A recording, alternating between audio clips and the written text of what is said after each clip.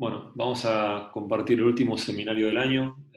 La idea es complementar con dos o tres cositas el seminario que dio la doctora Casarini sobre equilibrio ácido-base.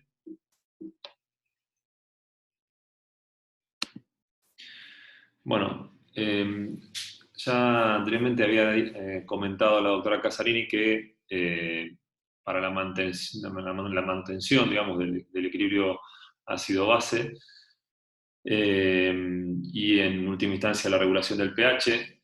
Esto depende de distintos mecanismos de amortiguación o tamponamiento llamados buffers que existen a nivel respiratorio, que algo ha comentado la doctora Casarini, y a nivel renal. El objetivo final de esto es mantener un pH balanceado y como consecuencia de la falla de estos mecanismos puede ocurrir dos alteraciones principales. Una es la acidosis, que se caracteriza por una disminución del pH, a consecuencia o de una disminución primaria del bicarbonato, en el caso de los problemas metabólicos, o un aumento de la presión de dióxido de carbono. Y la otra alteración que puede ocurrir es la alcalosis, que se manifiesta por una elevación del pH, a consecuencia de un aumento del bicarbonato, en el caso metabólico, una disminución de la presión de dióxido de carbono en el caso del trastorno de tipo respiratorio. ¿Cuál es el papel del riñón en la homeostasis del equilibrio ácido-base, digamos, ¿no? Y mantiene la posibilidad que permite de mantener el pH en el valor de 7,4, que es el habitual en la sangre.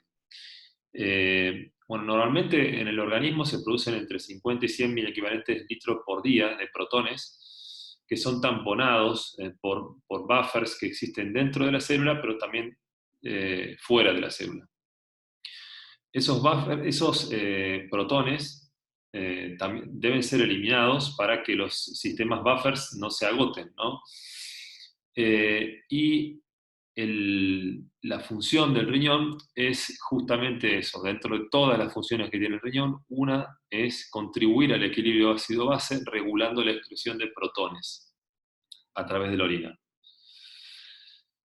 El papel del riñón, como dijimos, es, por un lado, eliminar los protones, que se produce por su secreción en túbulos contorneados proximal, distal, la generación de amonio, que permite eliminar también protones, y la unión a otros aniones, dentro de los cuales los más importantes son los fosfatos, que permiten también eliminar estos átomos de hidrógeno.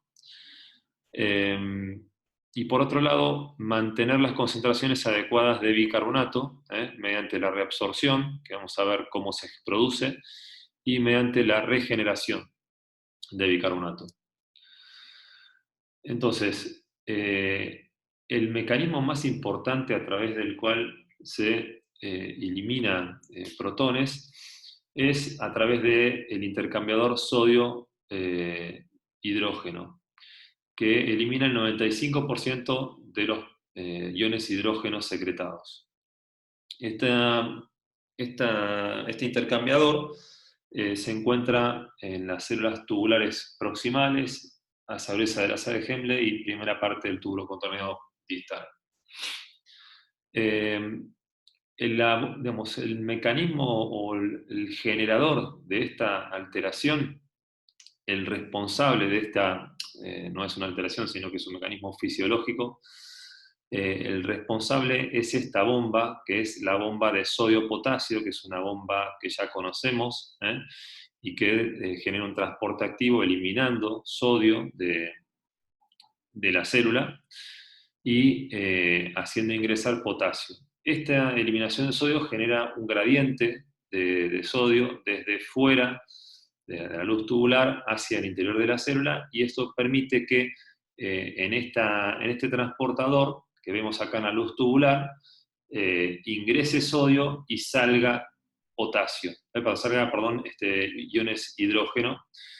Estos iones hidrógenos se unen al bicarbonato, que actúa como tampón, digamos, también a nivel de la luz tubular, generando ácido carbónico. El ácido carbónico, a través de la anidrasa carbónica, se divide en agua y dióxido de carbono.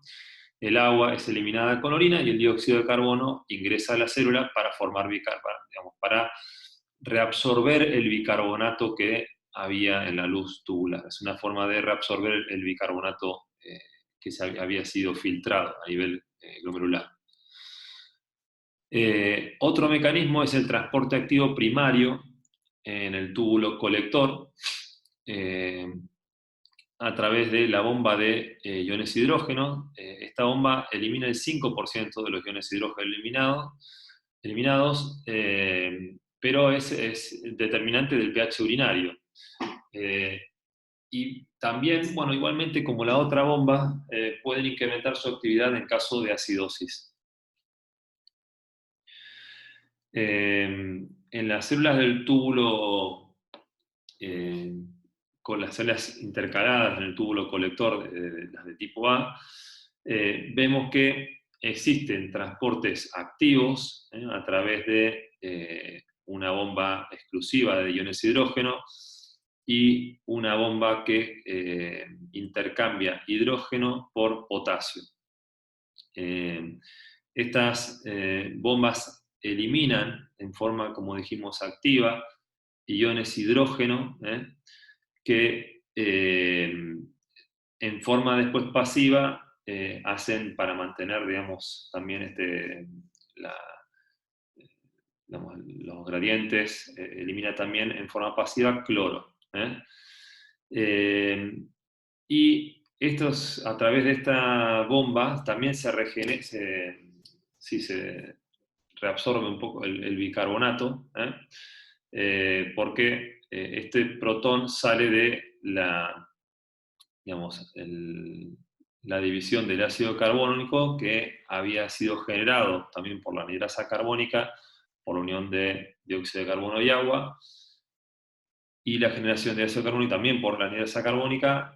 Se divide el ácido carbónico en bicarbonato y protones. El protón es el que sale, y se reabsorbe el bicarbonato, que es enviado otra vez hacia la circulación, o hacia la parte a nivel sistémico, digamos, en un mecanismo de transporte junto con el cloro, digamos, ¿no? Entra cloro a la célula, que después es el que va a salir en forma pasiva, y sale el bicarbonato.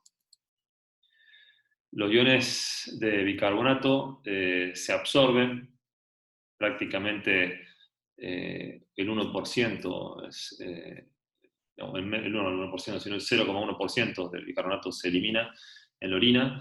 Vemos en este gráfico que muestra una nefrona cómo se filtran 4.320 miliequivalentes día, se reabsorbe el 85% en el túbulo contorneado proximal, un 10% en el túbulo contorneado distal y un 4,9% a nivel del túbulo colector.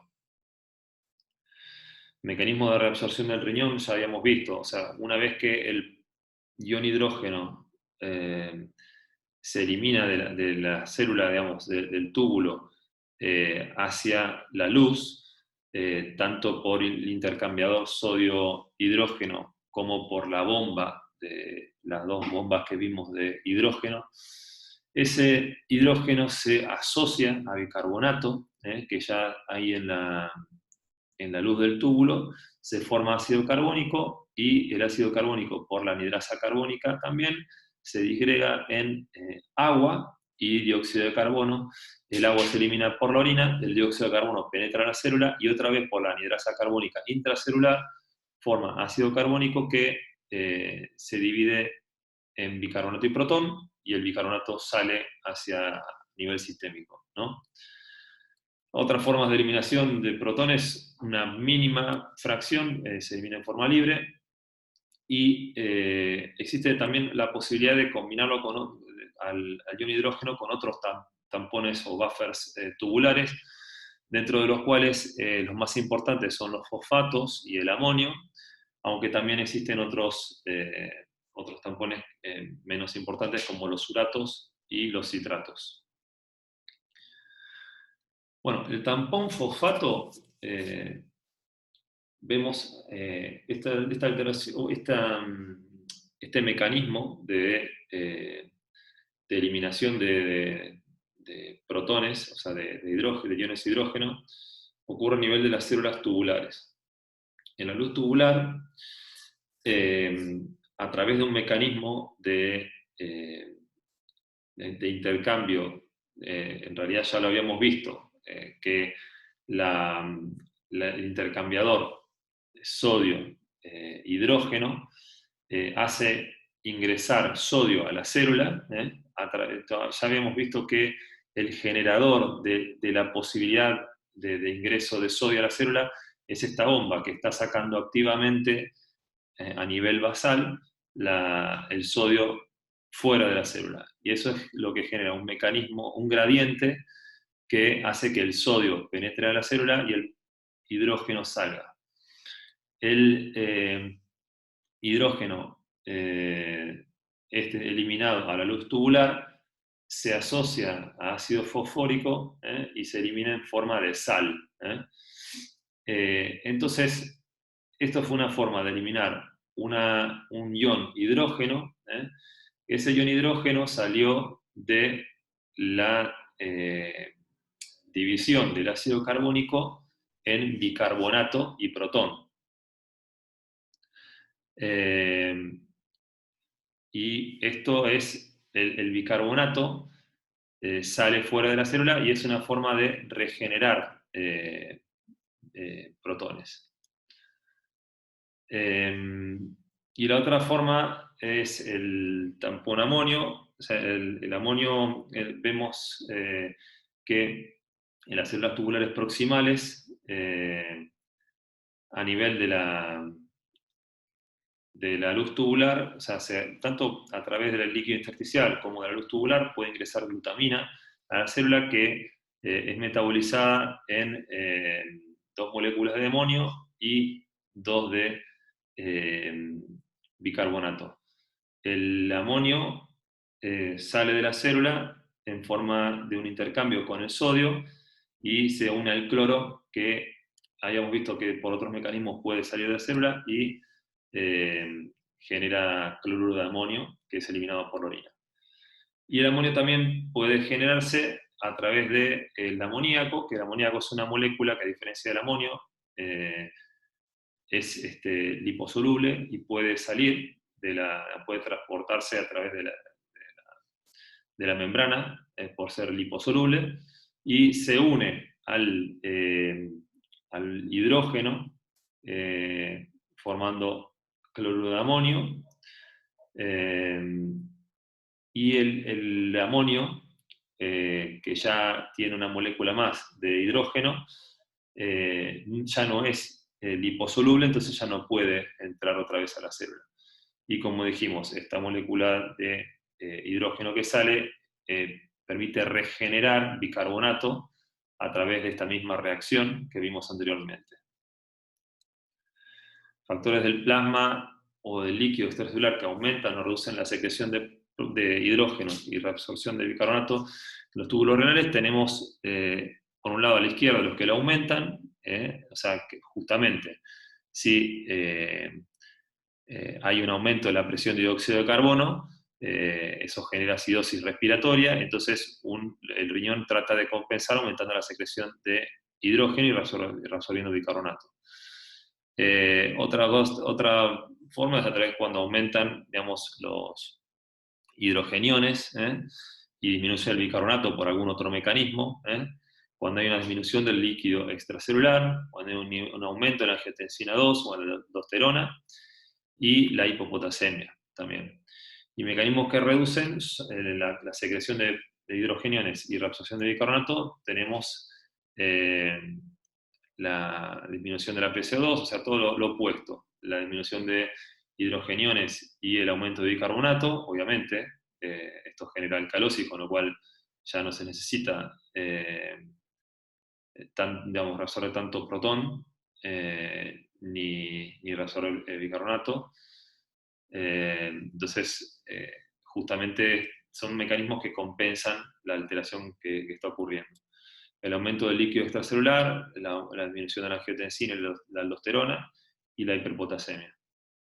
Entonces, sabemos que para mantener el balance ácido-base hay un componente respiratorio o pulmonar, que es justamente la excreción de dióxido de carbono, que es regulada por los pulmones, y básicamente en los trastornos respiratorios hay una alteración primaria en la presión de dióxido de carbono.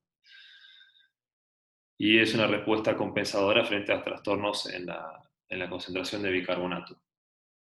También hay un componente metabólico que ocurre a nivel renal, que se caracteriza por la excreción de bicarbonato, que es regulada por los riñones. Y cuando entonces hay una alteración primaria en el bicarbonato, si disminuye el bicarbonato, disminuye el pH, y es un trastorno desde el punto de vista metabólico. Si aumenta el bicarbonato, aumenta el pH. Y la respuesta compensadora es a través de la parte respiratoria. Y entonces esto condicionan dos tipos de trastornos metabólicos: la acidosis metabólica, que se define por un pH menor de 7,35, una concentración de bicarbonato menor de 22, y puede ocurrir por déficit de base o exceso de ácido, diarreas, fístulas intestinales, que se pierde bicarbonato que hay a nivel intestinal, por falla renal. Los pacientes que viven en insuficiencia renal viven en acidosis, y suelen tener un bicarbonato en sangre bajo. La cetoacidosis diabética, clásico trastorno que genera acidosis metabólica, y la acidosis láctica, otro clásico, o el shock de otra causa. La alcalosis metabólica se define por lo opuesto: un pH mayor de 7,45, un bicarbonato mayor de 26. Y en la etiología tenemos un exceso de base o pérdida de ácido, el uso excesivo de bicarbonato o lactato, vómitos prolongados, la pérdida de iones hidrógeno, ácido que hay a nivel de la luz del estómago, la aspiración gástrica, que es básicamente lo mismo que un vómito, pero inducido por la aspiración a través de una sonda, o el uso de ciertos diuréticos. Y para recordar, pregunta de examen, el pH normal es 7,4, la concentración de protones es 40 miliequivalentes litro, la PCO2 es 40 también milímetros de mercurio, y bicarbonato 24 miliequivalentes litro. Me quedaría con el pH, la PCO2 y el bicarbonato. En la acidosis respiratoria hay una disminución del pH ocasionada en forma primaria por un aumento de la PCO2, y en forma secundaria hay un aumento en el bicarbonato compensador, digamos, ¿no? En la alcalosis respiratoria hay un aumento del pH originado por una disminución primaria de la PCO2, y en forma compensadora hay una disminución del bicarbonato. En la acidosis metabólica hay una disminución del pH, ocasionado en este caso por una alteración primaria mayor, que es la disminución del bicarbonato, y compensada parcialmente, aunque no llega a compensarse porque el pH está bajo, por una PCO2 baja. Y la alcalosis metabólica, un aumento del pH con un aumento del bicarbonato y una compensación con un aumento de la PCO2. Muchas gracias, y quedamos disponibles para cualquier consulta que nos quieran hacer a través de los foros. Hasta luego.